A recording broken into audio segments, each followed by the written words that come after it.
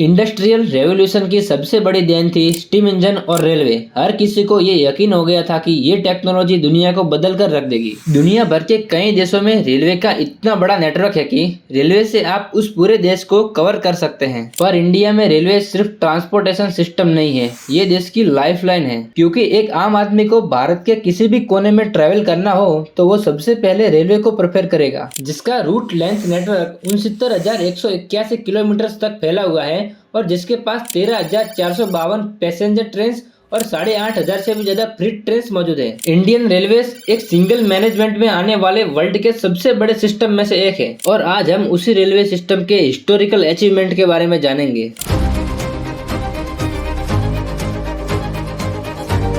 Indian railway का इतिहास 165 साल से भी पुराना है। इंडिया में पैसेंजर ट्रेन बॉम्बे के बोरीबंदर स्टेशन से लेकर थाने तक का 34 किलोमीटर का सफर तय करती है। इस ट्रेन को 3 लोकोमोटिव ऑपरेट कर रहे थे, जिनका नाम रखा गया था साहिब, सिंध और सुल्तान, जिसमें लगभग 400 लोगों ने सफर किया था। जिसके बाद ईयर 1854 में ईस्टर्न इंडिया और ईयर 1856 में साउथ इंडिया में भी रेलवे को लॉन्च किया गया। ब्रिटिश पार्लियामेंट ने रेलवे में कैपिटल इन्वेस्टमेंट करने पर 5% इंटरेस्ट की और गारंटी दी, जिसके कारण कई सारी प्राइवेट कंपनियां स्टैब्लिश हुई, जैसे कि eastern India railway, great Indian peninsula company, Madras railway और Bombay Baroda and central Indian railway. Year 1864 में कोलकाता से दिल्ली की लाइन स्टार्ट होती है और ईयर 1867 में प्रयागराज, जबलपुर, ऐसे धीरे धीरे देश के हर विभाग में लाइनें बिछाई गई। उस समय दरमियान बॉम्बे, कोलकाता और मद्रास के आसपास रेलवे का काम बहुत ही तेजी से चल रहा था। अंग्रेजों ने सबसे पहले उन्हीं इलाकों को रेलवे से कनेक्ट किया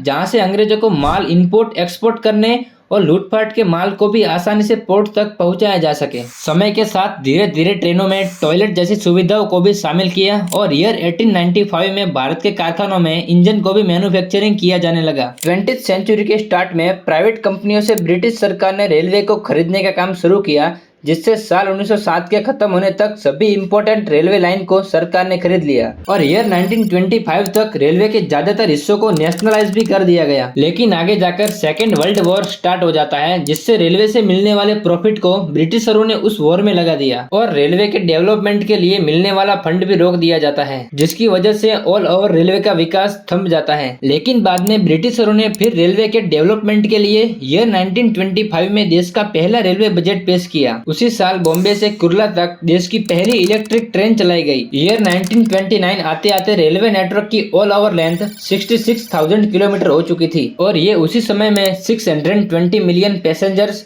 और 19 मिलियन टन के गुड्स को सालाना कैरी कर रही होती है। ब्रिटिशरों ने भले ही इसे अपने फायदे के लिए डेवलप किया हो, पर इसका फायदा इंडियंस को भी होता है, फिर चाहे वो इंडिया की इंडस्ट्रीज का डेवलपमेंट हो या इंडियन नेशनलिज्म का। और उसके बाद ईयर 1947 आता है, तब देश 2 टुकड़ों में बढ़ जाता है और इसकी इफेक्ट रेलवे पर बहुत ही बुरी तरह पड़ती है, क्योंकि लगभग रेलवे का 40% नेटवर्क पाकिस्तान में चला गया था। इसी के साथ ही पार्टीशन के बाद के वायलेंस में भी शरणार्थियों को कैरी करने वाली ट्रेनों पर भी अटैक किया गया, जिसमें रेलवे के इंफ्रास्ट्रक्चर को भी काफी हद तक नुकसान होता है। फिर ईयर 1951 में इंडियन गवर्नमेंट द्वारा इन सिस्टम को एक यूनिट की तरह नेशनलाइज कर दिया जाता है। उसी साल रेलवे अपने नेटवर्क को अलग अलग जोन्स में रिकॉग्नाइज करती है, जिसमें 14 अप्रैल 1951 को साउथर्न रेलवे जोन क्रिएट किया जाता है और 5 नवंबर को सेंट्रल रेलवे और वेस्टर्न रेलवे जोन्स का क्रिएशन होता है और फिर 14 अप्रैल 1952 को नॉर्थर्न रेलवे, ईस्टर्न रेलवे और नॉर्थर्न ईस्टर्न रेलवे जोन्स को डेवलप किए जाते हैं। ईयर 1956 में भारत की पहली ऐसी ट्रेन हावड़ा और दिल्ली के बीच चलाई जाती है।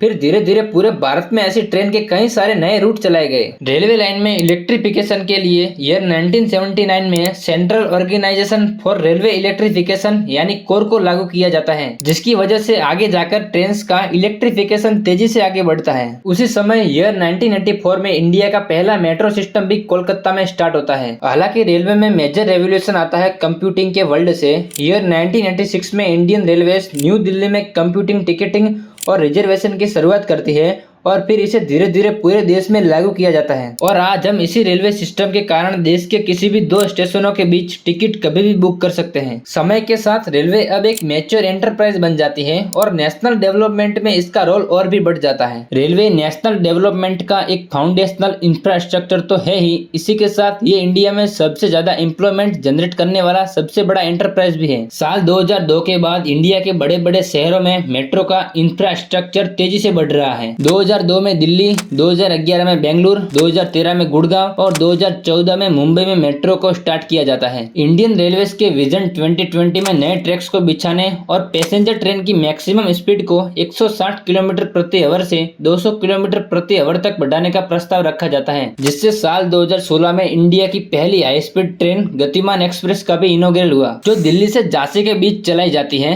इसी पीरियड में इंडिया की पहली बुलेट ट्रेन को बनाने का काम भी शुरू होता है, जो मुंबई से अहमदाबाद के बीच चलेगी। साल 2019 में इंडिया में अपनी पहली semi high speed train Vande Bharat express को लॉन्च किया जाता है।